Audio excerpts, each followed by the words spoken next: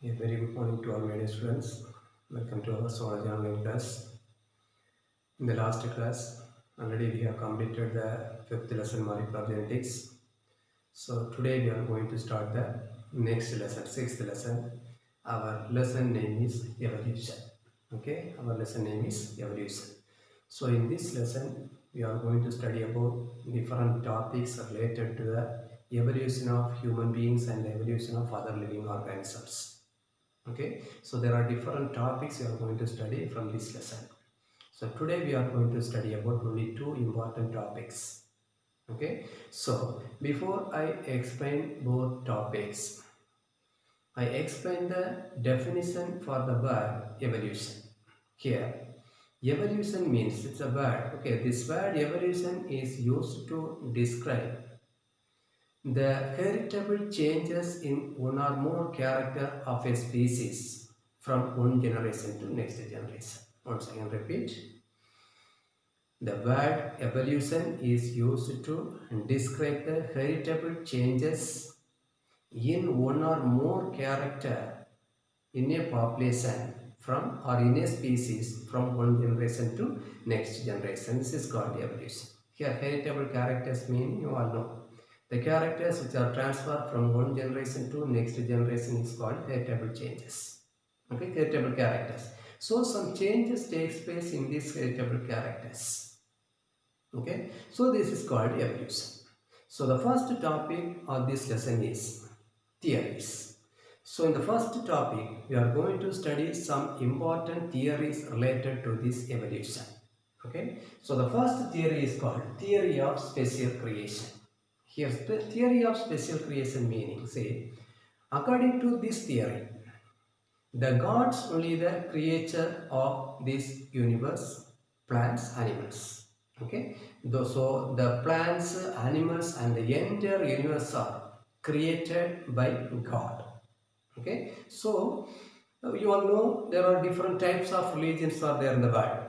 Okay, Hinduism, Christianity, Islam. Okay, like that, different types of religions are there. Every religions believe that the God only created or developed this entire universe. Okay, so here this theory of special creation meaning. So theory of special creation meaning the entire universe, plants, animals, every living organisms are created by the God. The second theory is called theory of spontaneous generation. Okay, theory of spontaneous generation. Listen. See, according to this theory, see, this theory was proposed by one scientist. His name is called Thomas Huxley. Okay, Thomas Huxley is the scientist name, and this person only first proposed or introduced this theory of spontaneous generation. And this theory is otherwise called abiogenesis. This theory is otherwise called abiogenesis. So, according to this theory, okay, listen very carefully. According to this theory, all the living organisms in the earth, all the living organisms are originated from some non-living substance. Okay, that means the non-living substances are involved in some stepwise chemical and evolutionary changes. Okay, stepwise chemical and evolutionary changes. So finally, from the non-living things only the living organisms are originated or ever. So this is said by this theory. Okay, this person Thomas Huxley only explained this theory. So according to Thomas Huxley or according to this theory of spontaneous generation, the living organisms are originated or evolved from the non-living things. Okay, my dear students. So now I explained two important theory: the theory of special creation and the theory of spontaneous generation. The third theory is called Big Bang theory. That theory is called Big Bang theory. So this theory is a famous theory. See, according to this theory, a huge explosion of a physical factors only responsible for the formation of this universe. So the universe is developed or formed or origined from a huge explosion of a physical factor. A huge explosion of a physical factor. Say, the primitive Earth, see, according to this theory, okay, according to this Big Bang theory, the primitive Earth had no proper atmosphere. Okay, there was no proper atmosphere once upon a time. Understand? But The atmosphere consists of different types of gases. Example, water vapor, methane, ammonia, hydrogen, like that different gases were present in the primitive atmosphere. Okay, understand? Then the temperature of the atmosphere also very high. Okay, once upon a time the temperature of the atmosphere also very high. Okay, then see, because of this very high temperature, the UV rays are released from the sunlight split the water vapor into hydrogen and oxygen. Okay, so the UV rays are released or emitted from the solar light or the sunlight split the water vapor into hydrogen and oxygen. Okay, then finally the temperature of the atmosphere is gradually decreased. So the first, the temperature is very high, then the temperature of the atmosphere is gradually reduced. Understand of you? Then the water vapor is involved in condensation process. Finally, from the water vapor, a rain is formed. Okay, rain is formed, and this rainwater filled all the depressions present in the earth, and finally it is formed the water bodies. Okay, finally all the depressions filled with rainwater was considered as the water bodies. Understand all of you? So once again I repeat this point, last point. The first, the temperature of the earth was very high, but automatically the temperature of the earth is gradually decreased. Now the water vapor is involved in condensation process. Finally rain is formed. This rainwater was filled in all the depressions of the earth. Finally water bodies are formed. Okay, then next, see the water vapor. Okay, already I told you the water vapor condensed and rain is formed. Then the remaining gases, that means the ammonia, then this methane. Okay, these gases already I told you, water vapor, methane, hydrogen, like this, some gases only there. Okay, so the remaining gases like ammonia, methane are combined with oxygen and form the carbon dioxide.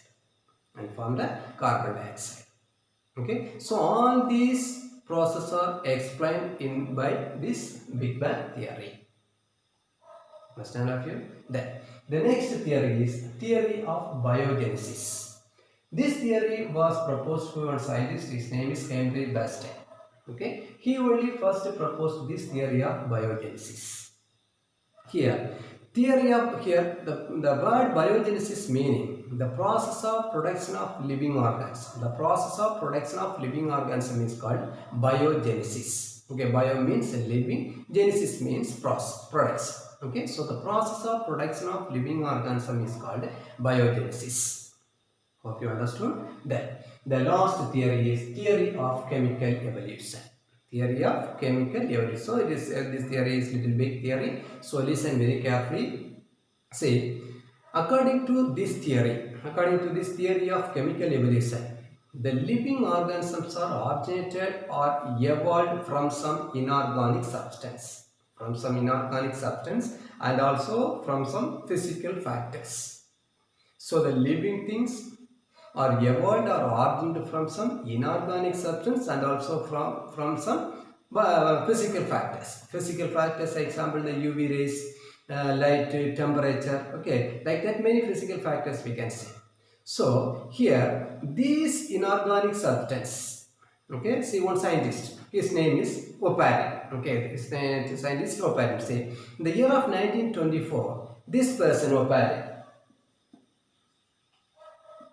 Okay, see in the year of 1924. In the year of 1924, this scientist Oparin explained that the inorganic substances are involved in series of reactions, involved in continuous reactions. Finally, from this inorganic substance, some complex molecules are formed. And these complex molecules are otherwise called coacervates. These complex molecules are otherwise called coacervates.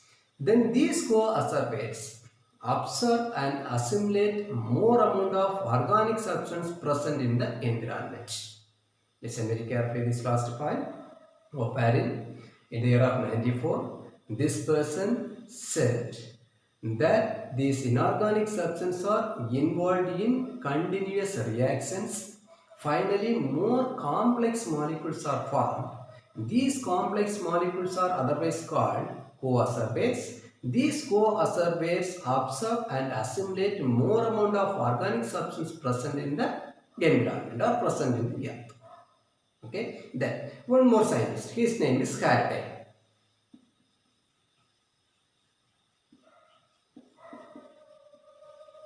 In the year of 1924, another one scientist, his name is Faraday. He explained that the primitive C was a powerful factor. That means C was served as a laboratory, chemical laboratory. Or C was act as a chemical lab. Okay, act as a chemical lab, and the C became very hot. The sea became very hot. So Haldane says the sea, once upon a time, the sea was act as a chemical laboratory and it was very hot, and the sea received the energy from the solar energy. Okay, so the power, the sea got the power. Okay, the primitive sea got the power from the solar energy. Solar energy only given the power to the sea.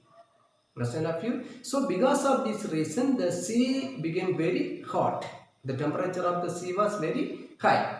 Understand of you? And this high temperature sea consists of two important factors. Okay, two important factors. First factor is called monomers and the second factor is called polymers.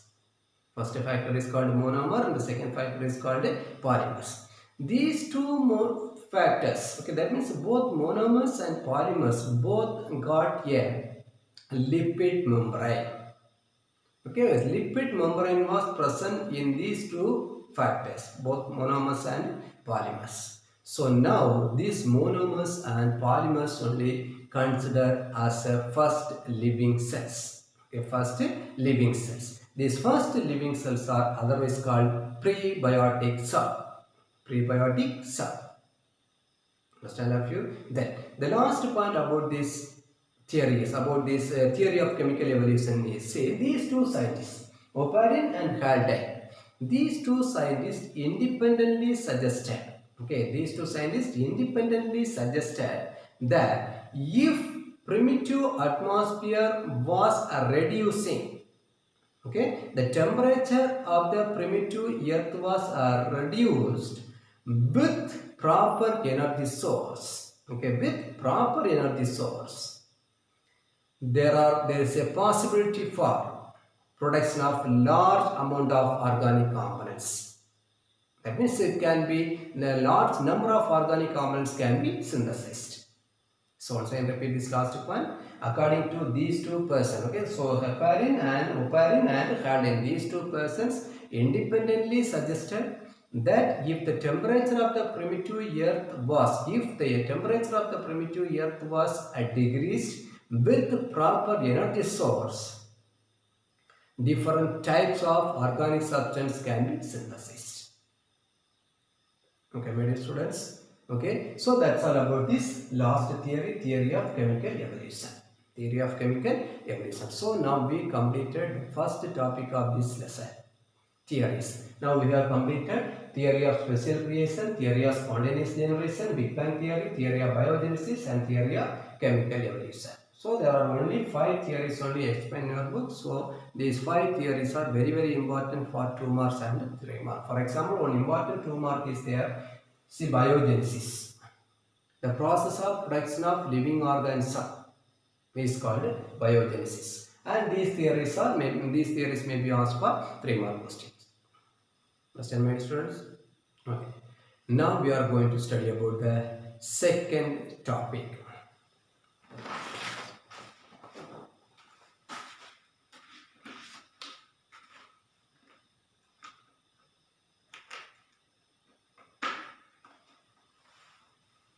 So our second topic is geological time scale. Listen very carefully. This topic is very important for 1 mark question. Because many 1 mark questions are there. So listen very carefully. Say, the history of the earth is divided into three important eras.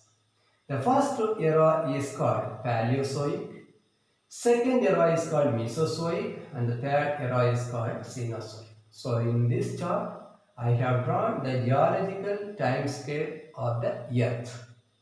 Okay, so the history of the Earth is divided into three important eras. The first one is called Paleozoic, second one is Mesozoic, and the second one is Cenozoic. This Paleozoic era is, okay, in the first half of this Paleozoic era, more amount of marine invertebrates developed or originated in the world.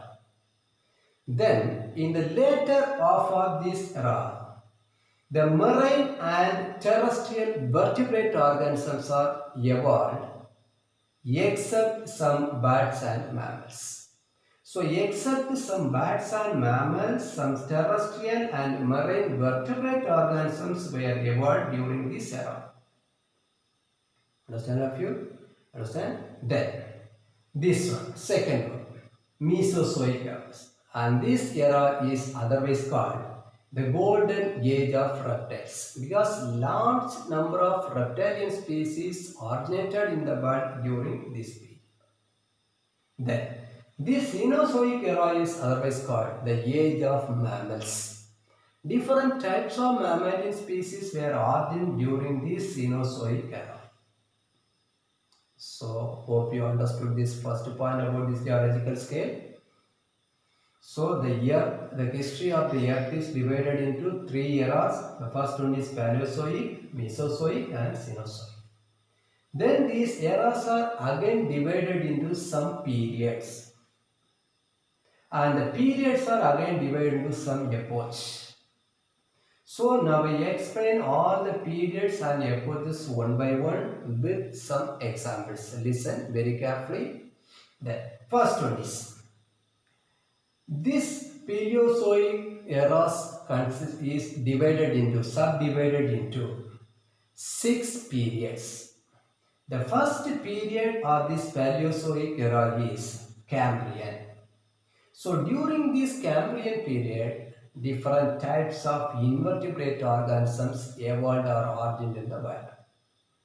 Then the second period is Ordovician. Okay, so during this period, some types of freshwater fishes and mollusks were originated in the world. So this is the second period in the Paleozoic eras. So during this period, some freshwater fishes and mollusks are originated or developed or formed in the earth. The third period is called Silurian. Okay, Silurian period. So during this period also, some kinds of fishes only evolved. Then the next one is Devonian period. During this period also, some fishes only developed, particularly during this period, lungfishes, then lobe-finned fishes and ray-finned fishes. Like that, some finned fishes were evolved during this Devonian period. Then, next, this Permian period. This Permian period, more amount of mammals like reptiles were developed. Okay, mammals like reptiles, not ordinary reptiles. Then, this Carboniferous is the fifth period of this Paleozoic era. This Carboniferous period is divided into 2 epochs. The first one is called Pennsylvanian. Okay, Pennsylvanian, and the second epoch is called Mississippian. So these two are the epochs of this Carboniferous period. So during this Pennsylvanian epoch, some organisms like the reptiles, the earliest reptiles. Okay, the first reptiles were formed during this Pennsylvanian epoch. Then during this Mississippian epoch, some organisms like earliest amphibians and the echinoderms were evolved during this period. So now I explain what are the organisms evolved during this Paleozoic eras. Already I told you this eras is divided into 6 periods and 2 epochs, and in all the periods and epochs some types of living organisms evolved in the world. Then second era is called Mesozoic. Already I told you this era is called the golden age of reptiles. Then this era is divided into three important periods. The first period of this Mesozoic era is Triassic. During this period, large amount of egg-laying mammals were evolved in the world. Egg-laying mammals were evolved in this period. Then, second one is Jurassic. You all know this period is very famous for one important animal, dinosaurs. That means different types of dinosaurs were developed or origin during this Jurassic period. And during this period, one important birds also evolved. Name of the birds is called Archaeopteryx. So Archaeopteryx also evolved during this Jurassic period.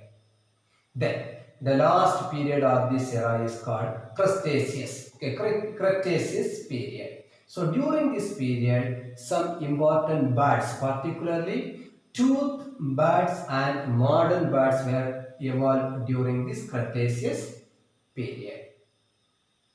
So now we have completed two important eras.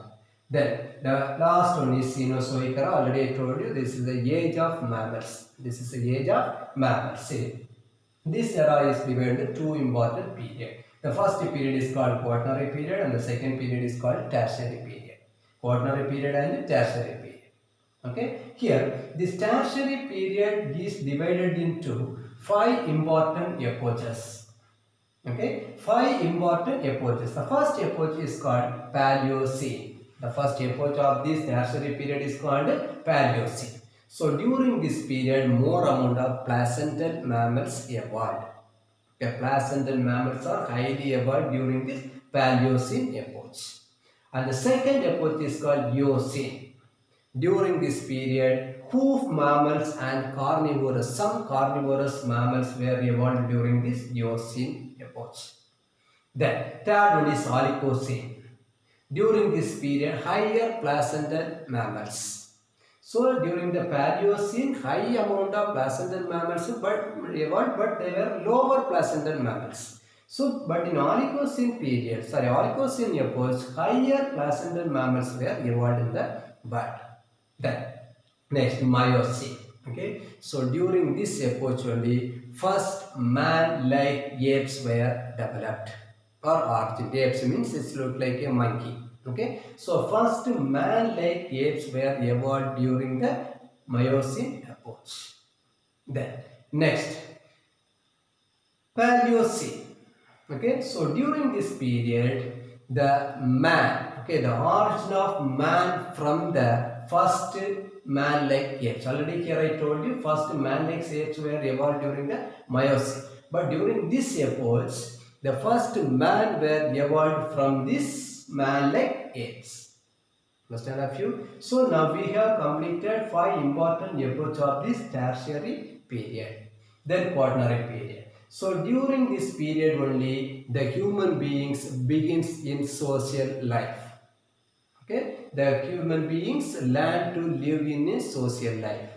And this Quaternary period is divided into 2 important epochs. First one is called Pleistocene and the second one is called Holocene. Here, Pleistocene, during this period, the ordinary human beings evolved.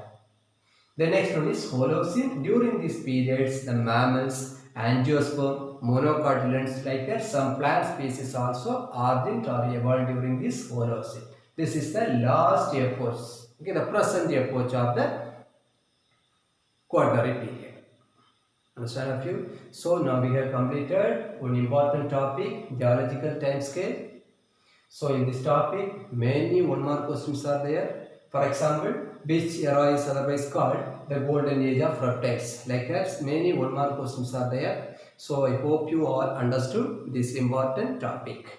Okay. So finally, we are going to study about 2 important 2 mark questions. Listen very carefully. The first 2 mark question is relative dating. The age of a fossil is determined by 2 methods. Okay, fossils means you all know the dead particles obtained from some area of the atmosphere is called fossils. Okay, so the age of these fossils were determined by two important methods. The first method is called relative dating. In this method, the age of a fossil is determined by comparing it, okay, comparing the fossils with its similar known age fossils. Okay, with its similar known age fossils. So, the age of a fossil is comparing with its similar known age fossils. So, this method is called relative dating. And the next method is called absolute dating. So, in this method, the age of a fossil is determined by measuring the decaying isotope. That means how much isotopes are decayed in the fossils.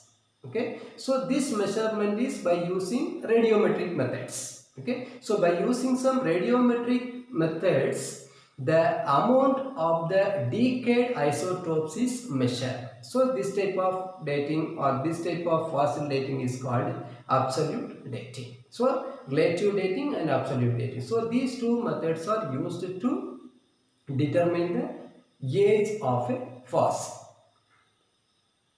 Understand, my students? So hope you all understood today's topic. So the first topic, the theories. 5 types of theories we have studied and already told you, very important for 3-mark question and 1-mark question. This topic, geological time scale, is very important for 1-mark question.